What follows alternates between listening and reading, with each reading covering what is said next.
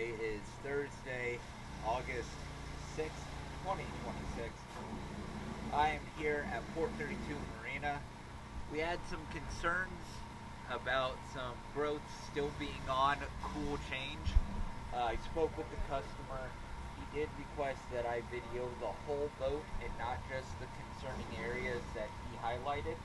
So we're going to go ahead and check, see how well the boat had been cleaned previously, and then we'll go ahead and get to these troubling spots.